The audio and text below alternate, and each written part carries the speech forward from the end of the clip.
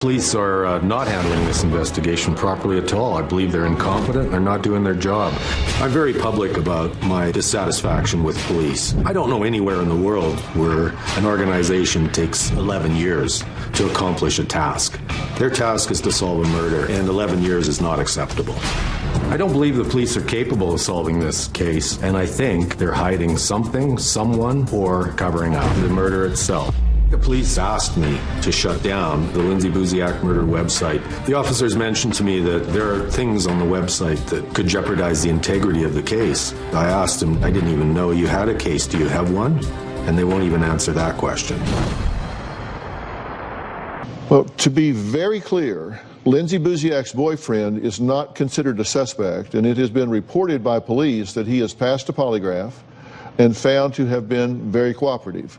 Listen, I'm not a conspiracy theorist. I think in order for a conspiracy, particularly one to hold together for 11 years, a lot of people have to be involved.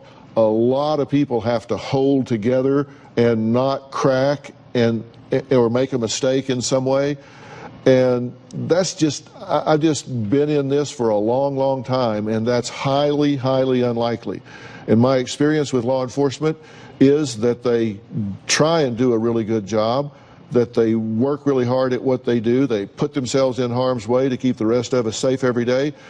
Doesn't mean there aren't bad apples in every barrel, but my experience has been that they're generally highly devoted, sincere, hardworking men and women. That's been my experience with law enforcement, and I work with them a lot. You've put some very critical things up on the internet against the Sandwich Police Department. On social media, you said the police know who and why and are afraid to say. They screwed this up. They botched their investigation from day one, cannot recover, save face, and protect their friends. Police seem to think it is okay to have killers walking free amongst people. And then in interviews with the media, you've questioned their professionalism and competency. You've accused them of knowing who the killer is. Dr. Phil, I can give you a recent example. I was out there in December. I had somebody willing to talk to me about information regarding my daughter's murder. I convinced that person to speak to the police, which I always do. That person was not contacted when I returned to Victoria in February. When I questioned the police, they said, "Oh yeah, we'll put that on our to-do list." But if you don't think the police are competent, if you don't think they're doing what they're doing, and you've got somebody there that says, I have information about who killed your daughter, you just said, well, go tell these incompetent people over here. You didn't say, pull up a chair, tell me what the hell you know. Well, that I do that. I offer to fly anywhere people are that tell me they have information, and I'm prepared to do that with that person. But I tell them, I can't make the arrest, so you need to tell the police this. But you didn't want to know what they knew. I go public with everything I know. Well, you go public with a lot more than that. You've gone public with names of who you think's involved. Absolutely. I put their names there, and some of them, their pictures are there.